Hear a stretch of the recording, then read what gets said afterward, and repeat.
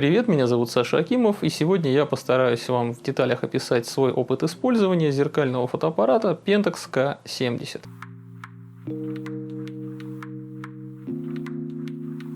Эта модель хоть и 2016 года выпуска, но до сих пор считается актуальной. Это как бы самая простая камера в ряду имеющихся Pentax'ов. Местами она так технически напичкана, что даже спустя 6 лет после выхода до сих пор может потягаться даже с новинками, какими-либо даже флагманскими камерами в APS-C-сегменте. Предыдущая модель данной серии K50 вышла в 2013 году. И у нее был сенсор на 16 мегапикселов и достаточно похожий на этот корпус.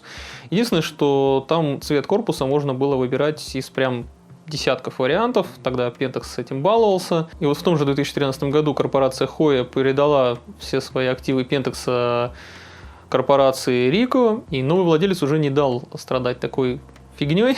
Более-менее яркими теперь остались камеры из серии KS. Они таких достаточно прикольных цветов, но все равно достаточно сдержанных, не настолько кислотных, как раньше. Остальные же камеры теперь стали строго черными и иногда изредка серебристыми. Под крылом Ricoh Pentax наконец выпустили в 2016 году свой первый полный кадр цифровой. Если интересно, можете посмотреть также мой обзор на его апгрейд из 2018 года Pentax K1 Mark II. И новые зеркалки от Pentax стали выходить значительно реже, то есть там раз в несколько лет. Но каждый раз они представляли из себя нечто особенное. Например, тот же Pentax KP с его сменными ручками и таким достаточно интересным, необычным дизайном, очень удобной эргономикой. Также недавно вышла, например, очень крутая флагманская камера K3 Mark III. То есть они выходят редко, но действительно очень метко. Также и Ricoh пошло на пользу это поглощение Pentax, потому что очень сильно шагнули в плане технологий те же мои любимые компакты из серии Ricoh GR. Я прямо их обожаю, у меня практически на все из них есть обзоры, даже на очень древние там с 1.1.7 матрицами. Можете на канале у меня отыскать ролики, плейлисты там разбиты по брендам присутствует. И, кстати говоря, Pentax K70 очень сильно похож по своим характеристикам техническим и вообще по начинке на Ricoh GR3 как раз. Тут, скорее всего, та же самая соневская матрица на 24 мегапикселя. Также здесь тоже трехосевой, ну, конечно, другой, более компактный, но, тем не менее, трехосевой матричный стабилизатор присутствует. Также здесь очень похожа работа с цветом и картинкой вообще в целом. Я потому и взял эту камеру для себя в несколько поездок, потому что мне показалось, что это довольно занятный опыт взять практически то же самое, что Ricoh GR, только с более крупным корпусом, сменной оптикой и с влагозащитой. Опыт в плане какой-то, наверное, картинки, там резкости и цветов, как у Ricoh, но при этом более удобная универсальная камера. К тому же я гонял в основном с объективом как раз 18-135, на который обзор также есть на канале. Можете его тоже глянуть. Напомню, что практически все камеры, которые здесь обозреваются, покупаются за мой счет, лично на мои деньги, которые я зарабатываю. Не скажу, что очень легко. Так что, если есть возможность, можете на Бусти меня поддержать. Ссылочка будет в описании. Но давайте вернемся к камере. Я сейчас лучше покажу, как K70 устроен и как он управляется.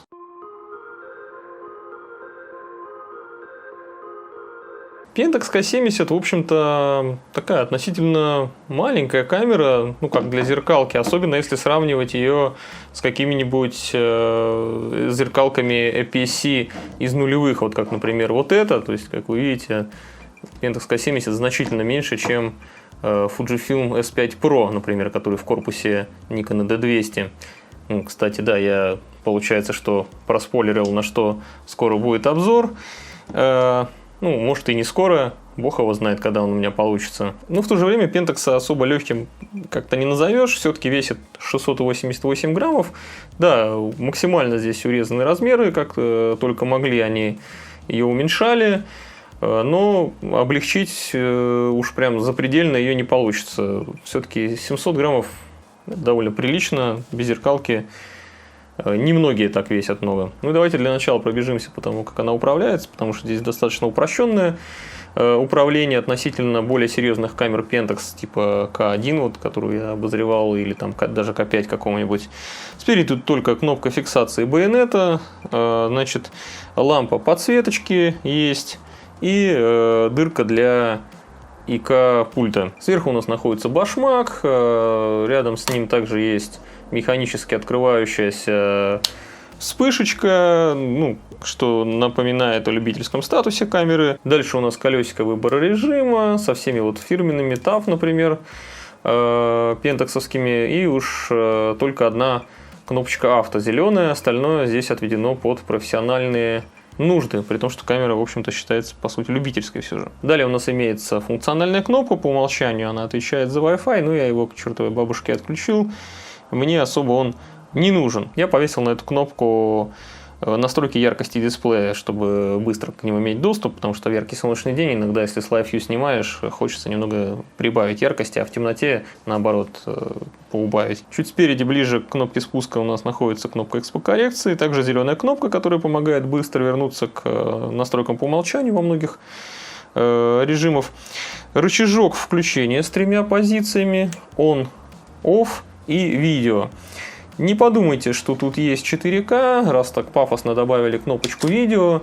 Нет, здесь его, конечно же, нет, но Full HD в К70 более-менее сносный. Кружок вот этот вокруг кнопки спуска, он загорается при включении ярко-зеленым, при переходе в видеорежим он горит красным. Я эту хрень отключил. Но отключить сам видеорежим, к сожалению, нельзя, и ты постоянно на него проскакиваешь, когда камеру включаешь, и с матами и проклятиями возвращаешь рычажок на одно деление назад. Такой же хренью, в общем-то, меня бесили долгое время камеры Leica, но они перестали делать такие рычажки недавно. У кнопки спуска, кстати говоря, плохонько ощущается полунажатие, оно как-то прям бывает иногда проскакивает. Ну, спереди здесь колесо, на котором у меня приоритет диафрагмы стоит. Ну, очевидно, соответственно, у меня здесь изменяется диафрагма. Сзади слева всего лишь одна кнопка Live View, она и правда редко используется, не так уж часто требуется со странных ракурсов снимать, в общем-то. Не обращайте внимания, что здесь нет наглазника резинового, я его просто где-то посеял. Это, в общем-то, роли не играет, можно и без него прекрасно визировать. Экранчик тут на 3 дюйма, на 920 тысяч точек, и какого-то черта он не сенсорный в 2016 году, когда камера вышла. В общем-то, по-моему, уже, да, наверное, у всех камер уже сенсорные экраны были, но вот у него нет, не сенсорный. Но хотя бы экранчик при этом поворотный во всех плоскостях, то есть его можно как тебе угодно крутить. Кстати, обратите внимание, что он немножко поскрипывает при изменении его положения, при скручивании и так далее. Скрип этот говорит не о том, что он плохо сделан, а как раз о том, что, скорее всего, очень хорошо уплотнен резинами всяческими. Далее справа у нас находится еще одно колесико для управления функциями различными. Я на него повесил экспокоррекцию, чтобы не тыкать каждый раз в кнопку, которая там спереди находится. Еще правее AFL и AL кнопка. Ниже у нас просмотр. В самом низу инфо. Это плюс она и вызывает в меню информацию, да, и в обычном режиме, когда ты уже просто снимаешь, не находясь в меню, то она вызывает быстрое меню. Ну и обычное меню. Меню не буду показывать, сами помните, как выглядит у пентаксов у всех меню, а здесь оно никак не отличается, страшненькое, неприглядное, но в принципе достаточно информативное. На крестовину здесь повешено переключение ISO, протяжки, настройки баланса белого и вспышки. В общем-то, все важнейшие настройки всегда под рукой, что через прямо кнопки сразу, что через быстрое меню, можно и в обычное меню залезть, если ты извращенец, когда что-то совсем уж, видимо, тонкое настраивать, которое не выведено здесь нигде. На правой грани у нас плотная, хорошо прорезиненная, здесь очень прям качественно уплотненная крышечка. Под карту памяти здесь слот всего один. Обычная SD-шечка сюда прекрасненько так вот вставляется. При этом поддержки UHS 2 здесь нет. Здесь обычная карта. И UHS 2, кстати, может быть, пригодился бы в некоторых режимах, потому что камера как раз умеет в Pixel Shift. Ну да ладно, об этом позже поговорим. Ниже под очень плотной резиновой заглушкой, прям качественной во всех традициях Pentax, у нас находится micro HDMI и micro USB. Слева под заглушкой есть у нас джек и для подключения микрофона, даже причем полноценный 3,5. Здесь заглушечка чуть подохлее, но в целом тоже очень плотненькая. Также выше вы видите, тут и так значок молнии нарисован, это кнопочка вызова вспышки, еще одна функциональная кнопка, я на нее повесил ночной режим экрана, очень, кстати, удобно, чтобы экранчик не слепил в ночи, особенно если ты ночное небо, допустим, снимаешь.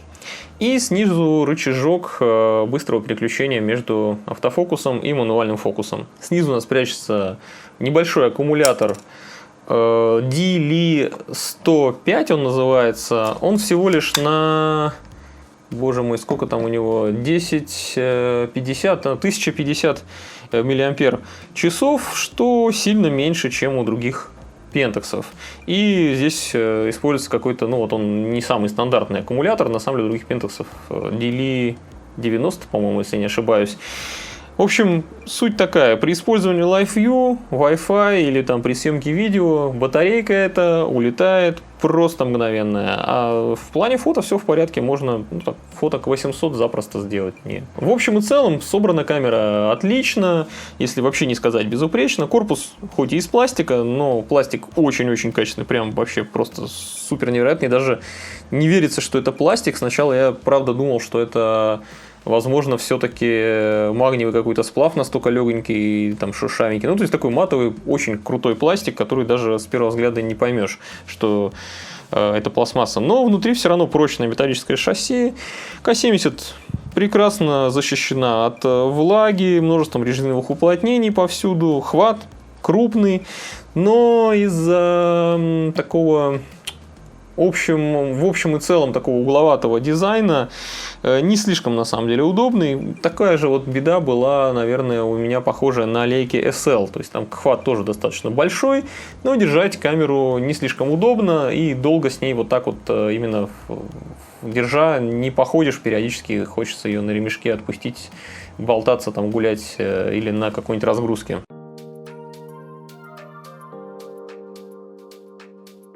Резкость, резкость, резкость и еще раз резкость.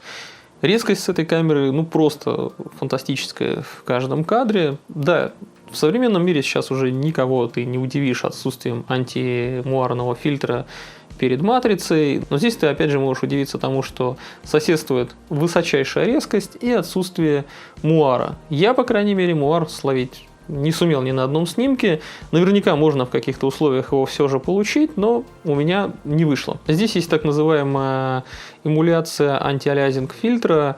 Это когда матрица на субпиксельном уровне слегка вибрирует, и за счет этого, почти что не теряя в детализации, картинка немного смягчается, да.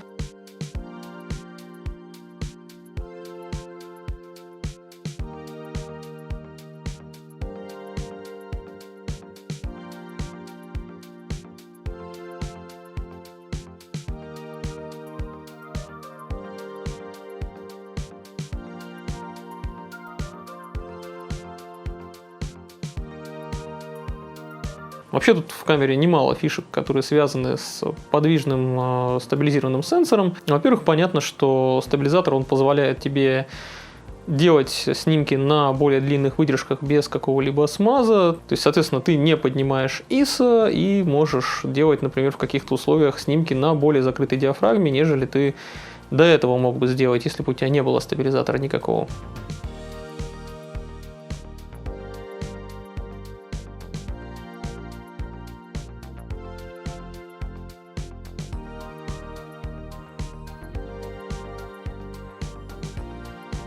Стаб, конечно, попроще, нежели в каких-то флагманских моделях. Он не 5-осевой, а только 3-осевой, но, тем не менее, пару-тройку стопов прекрасно компенсирует. Несколько расширяет тебе, скажем так, кругозор и возможности. Плюс практически на всех пентаксах доступна технология Dust Removal. Это когда за счет быстрого дрожания сенсора у тебя стряхивается с него пыль. Это довольно эффективная, кстати говоря, штука. То есть, если какие-то крупные пылины попадают на матрицу, их в итоге легко стряхнуть. Обычно у меня это, конечно, выключено. Ну, каждые 2 секунды, чтобы оно трясло, мне нафиг не надо. Но можно включить, чтобы это работало, допустим, при включении, выключении.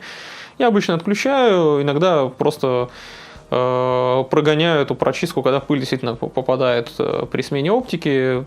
ну, как бы это не критично по мне так. Также есть прикольная коррекция горизонта, что очень полезно при съемке пейзажей, например. Работает следующим образом. Если чуток горизонт ты завалил, ну, прям не сильно, допустим, да, так сам едва видишь, ну, там встроенный гироскоп тебе подсказывает, что на самом деле горизонт завален, то сенсор, если включена эта функция, сам немножечко подвернется и выровняет картинку без какого-либо кропа, что довольно прикольно. На самом деле в камере есть еще и функция астрогида, это когда сенсор движется вместе со звездами, следя за ними, чтобы избежать их превращения в полосы при съемке на длинной выдержке в ночное время. Но встроенного GPS в самой камере нет, поэтому нужно докупать отдельный модуль, там подключать. В общем, эта фишка, в принципе, по сути не актуальна, но она есть. Ну и в камеру добавили функцию Pixel Shift Resolution, которая раньше была характерна только для топовых каких-то моделей. Суть этой функции я уже достаточно подробно описывал в обзоре на Pentax K1 Mark II. Не хотелось бы, в общем-то, повторяться, но здесь вкратце, буквально в 2 словах,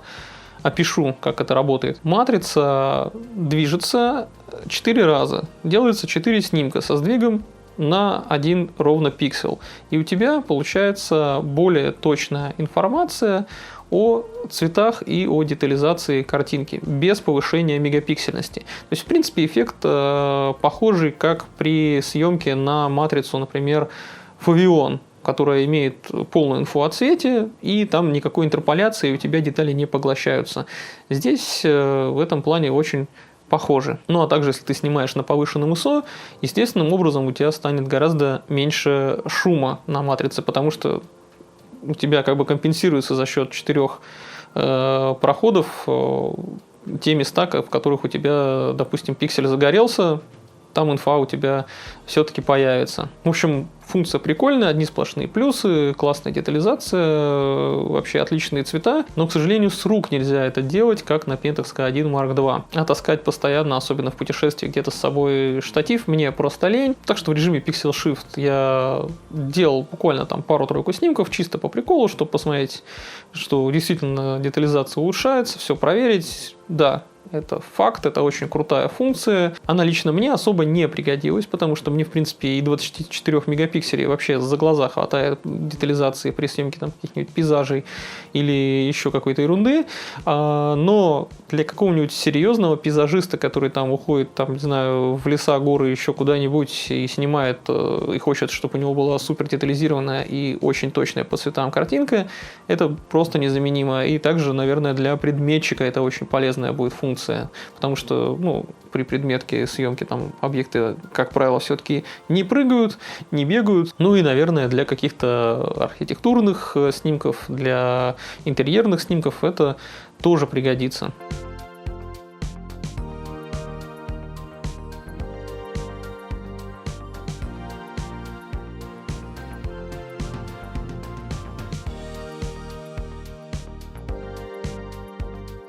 Ну и, как обычно, Pentax с матрицами Sony работает лучше, чем сами же Sony.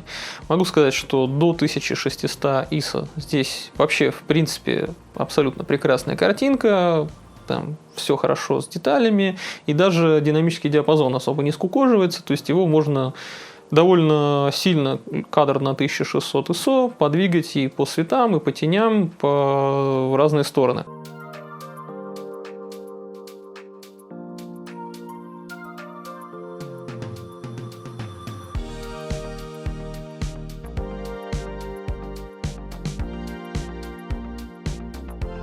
И даже на ISO 3200 некоторые кадры выглядят вполне прилично, но тут уже начинает сказываться никак не отключаемое принудительное программное шумоподавление за счет работы процессора. К сожалению, полностью шумодав отключить на этой камере невозможно.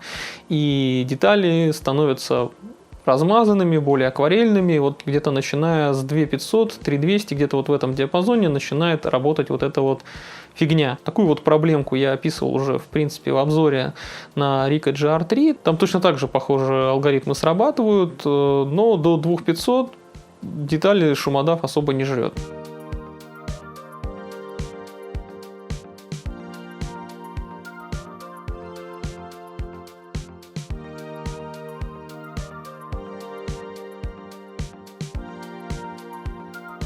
Но если от этого вот недостатка отвлечься, то в принципе Pentax K70 по своим вот характеристикам в плане шума вплотную приближается уже, пожалуй, к полнокадровым каким-то камерам, ну, плюс-минус тех лет, когда она вышла. Ну, конечно же, это совсем утрировано, да, то есть у того же К1 картинка будет гораздо чище в плане шумов, но, тем не менее, именно вот в APS-C-сегменте, наверное, с K70 могут посоперничать разве что другие Pentax или какие-то более современные Fujifilm. Ну, Fujifilm, наверное, даже тоже тех лет начинали уже хорошо себя показывать в плане шумов. Тоже X-Pro 2 или XT2 с 24-мегапиксельными матрицами примерно того же поколения тоже прекрасно себя по шумам показывали. То есть вот это вот где-то тот же уровень.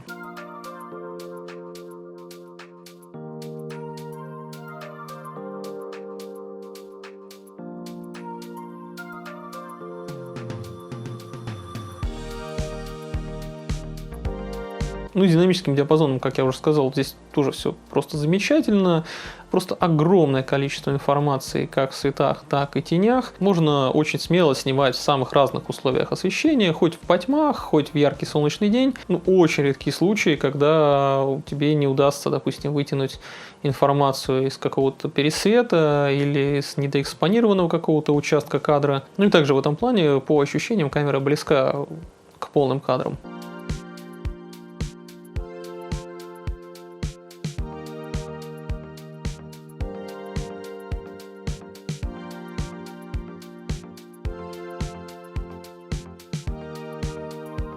Цвета очень аккуратные, без каких-то перегибов в украшательство, нет кричащих тонов, и в принципе всегда картинка выглядит достаточно спокойно и реалистично. Пожалуй, компания Pentax это единственная, у которой Color Science стремится не к тому, чтобы приукрасить как-то картинку, а к тому, чтобы сделать ее такой, как ты увидел ее глазами.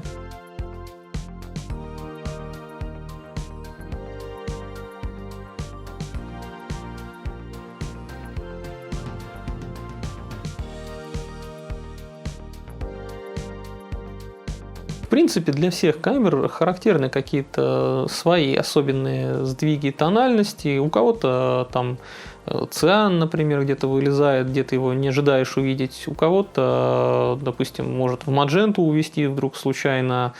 Кто-то чуть зелень некрасиво как-то передает ее, там уводит по тонам в непонятную какую-то сторону.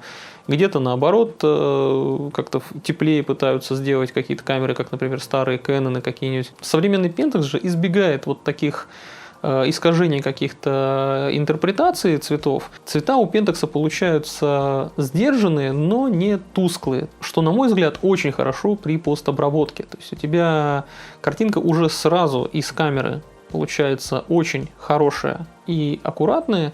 И если тебе что-то хочется подкрутить, то ты можешь это немного ручками сам поправить. Но вообще в целом чаще всего кадры получаются такие, которые не требуют какой-то серьезной доработки в плане цвета.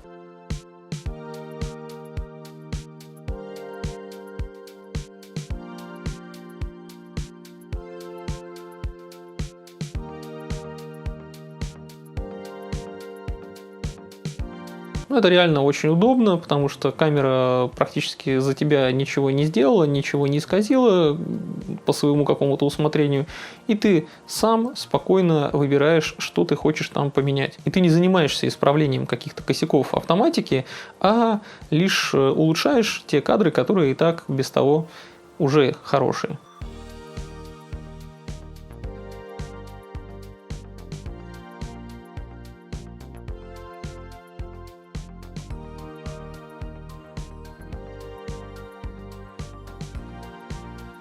Про человеческий баланс белого можно и не говорить. В принципе, камера не допускает каких-то косяков или непонятных вдруг перепадов настроения у нее не случается. Слишком часто позволяют себе такие вот приколы камеры Sony и Fujifilm, например, потому что я довольно много и на Sony, и на Fujifilm снимал, и у них действительно с балансом белого прям серьезная беда. Они все время пытаются сотворить какую-то дичь, и ты не часто можешь понять вообще, чем камера руководствовалась при выборе конкретно здесь тонов каких-то, то есть она может там тебе спонтанно абсолютно в холод увести, в мадженту, ты супер непредсказуемо себя камера может вести начать. В общем, автоматический баланс белого, который не творит какую-то непонятную хуету, это то, чего мне сильно не хватает в камерах других производителей, поэтому я постоянно использую какие-то камеры от Pentax, даже при том, что они зеркальные, неудобные и так далее.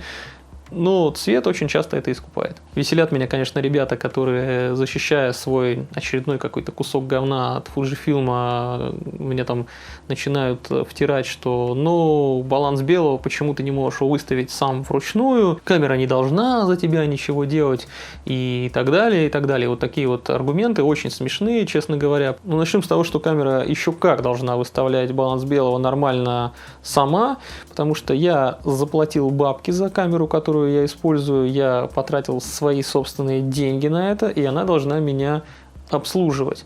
Я не говорю, что она там прям мне отсосать должна камера, но как минимум пускай она не искажает картинку в автоматическом балансе белого, не делает непонятную дичь какую-то, которую я потом буду часами крутить и лишнюю работу делать. То есть я требую от камеры, чтобы она делала хотя бы просто нормально что-нибудь. Если камера в автоматическом балансе белого не может сделать нормальный, хороший кадр, это значит, что производитель тебя не уважает. Это значит также, что его разработчики, инженеры, программисты криворукие долбоебы. Я не снимаю практически какую-либо там предметку, не снимаю каких-то интерьеров и не запираюсь в студии, чтобы всегда постоянно выставлять ББ вручную согласно температуре источников света, которые у меня тут сейчас используются. В принципе, это не проблема, когда условия контролируемые. Я чаще всего камеры использую для спонтанных снимков всего подряд. Я просто иду и снимаю всякую хрень. Все, что мне попадется на глаза. И при этом условия съемки меняются как калейдоскоп. Поэтому и важно, чтобы баланс белого камера нормально могла в автоматическом режиме выставлять. Поэтому я и счастлив, что К70 в плане баланса белого не врет, никак цвета мне не искажает и прекрасно отрабатывает в любых условиях съемки. Но любителям попиздеть про то, что я сам постоянно должен контролировать баланс белого, я могу пожелать только счастья, здоровья и там хорошего настроения. Так и вижу, как какой-нибудь из этих дебилов идет по улице и там, не знаю, чтобы у него был баланс белого хорошо настроен, дает какому-нибудь бомжу очередному, которого он хочет сфоткать, карту серого подержать в руках и подождать, пока он настроится. Ну, типа, полная какая-то шиза у людей, кто так аргументирует. Ладно, простите за бомбежку, просто реально немножко жопа горит от таких тупых высказываний некоторых блогеров. В общем, давайте про это я потом сделаю отдельный ролик, не будем отвлекаться, вернемся к камере. Сейчас вот на этой волне хейта как раз лучше перейти от нахваливания Pentax K70 к тому, за что его следует поругать, и это, естественно, херовый автофокус. Вот очень посредственная система автоматической фокусировки. Это прям бич всех последних пентаксов, которые я пробовал и с которыми игрался. Здесь при фокусировке через оптический видоискатель у тебя группка точек фокуса, она сконцентрирована такая более-менее где-то в середине. Из всех этих точек имеет смысл только одна центральная, суперчувствительная. Остальные, в общем-то, играют какую-то такую вспомогательную роль. И да, наверное, для каких-то неторопливых съемок, для пейзажа, еще чего-то подобного, это абсолютно не проблема. Бог с ним, пускай он там фокусируется не супер быстро и не супер молниеносно. Иногда потребуется тебе даже, может быть, дубли. Но для съемки чего-то, где тебе требуется слежение или какого-то экшена, тут уже, конечно, серьезная проблема происходит, и камера практически непригодна для какого-то экшона. Но К70 вроде как первая камера, где Pentax применили фазовые датчики, установленные прямо на матрицу, то есть теперь при фокусировке через экранчик у тебя работает гибридная система автофокуса, фазово-контрастная. То есть у тебя сразу два метода используются, друг другу помогая. Да, здесь даже есть слежение за лицами, определение лиц, но все равно фокусировка это работает достаточно фиговенько, достаточно медленно, криво. Примерно, наверное, на уровне где-то Sony Nex 6 из 2012 года. То есть корявенько, работает, конечно, но не быстро и так себе.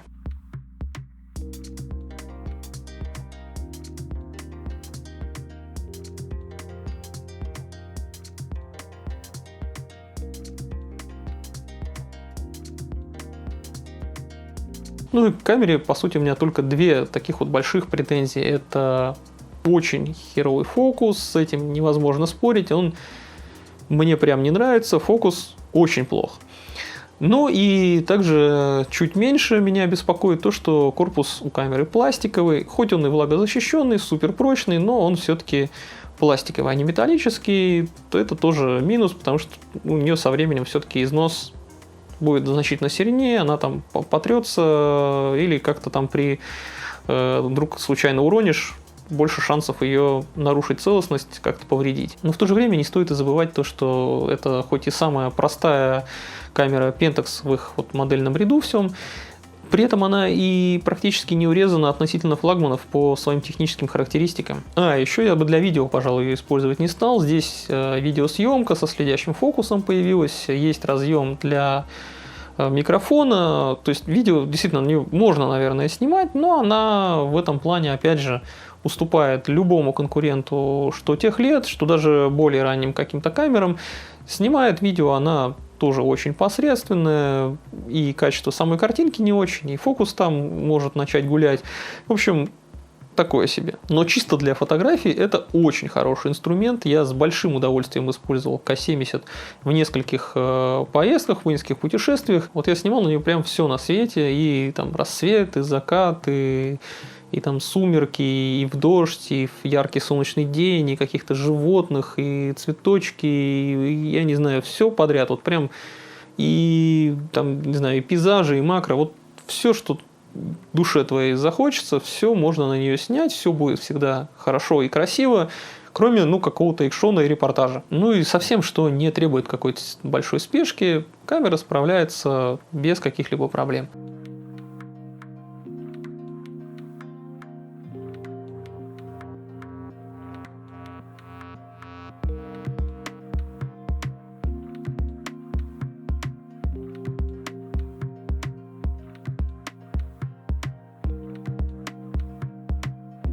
Если у меня получится, в ближайшем будущем я смогу, пожалуй, раздобыть для обзора К3 Mark III.